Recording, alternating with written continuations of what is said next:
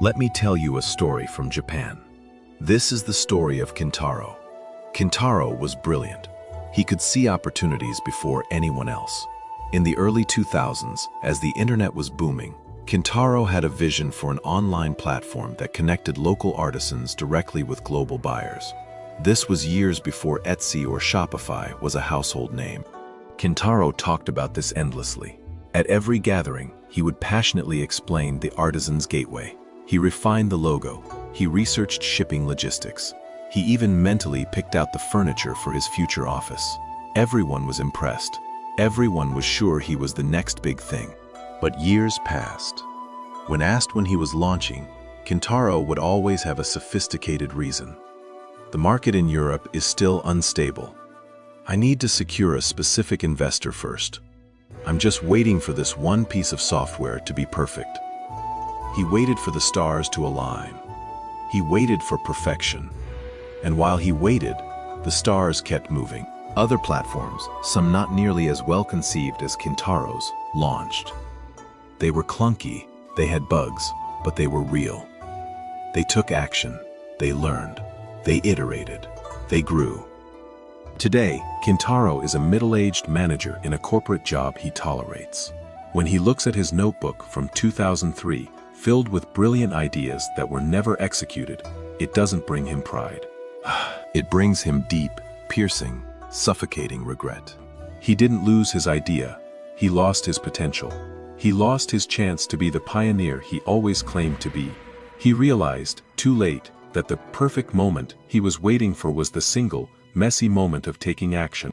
But when Kintaro was talking about his plans, there was something even deeper happening inside his brain that most people don't realize. Something psychological, something that traps millions of people. When you constantly talk about your plans, your brain releases a small dose of dopamine. The same chemical released when you actually achieve something. Your brain begins to feel as if the goal is already partially accomplished. So instead of pushing you to take action, your mind becomes satisfied with just talking about it. The excitement of the conversation replaces the effort of the work.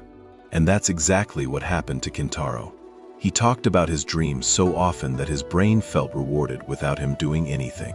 This is why you hear some people spend years saying things like, "I'm going to start a business. I'm writing a book. I'm going to get in the best shape of my life." But nothing changes, because talking replaced doing. But here's how to trick your brain into starting. The Japanese have a philosophy called Kaizen, which means continuous improvement. Many of us look at a major goal and see a towering mountain. We get paralyzed by its sheer scale. I have to write a whole book. I have to build a multi-million-dollar business. This paralysis is what breeds procrastination. Kaizen doesn't tell you to jump to the peak. It asks, what is the smallest, easiest step I can take today to make myself 1% better than I was yesterday? If your goal is to write a book, Kaizen isn't write the first chapter. Kaizen is open a Google Doc and write the title. If your goal is to get fit, it's not go to the gym for an hour. It's put on my sneakers and stand outside for 5 minutes. That's it. That's the secret. You make the steps so small, so simple, that your brain doesn't register the fear that leads to procrastination. It's manageable. It's doable.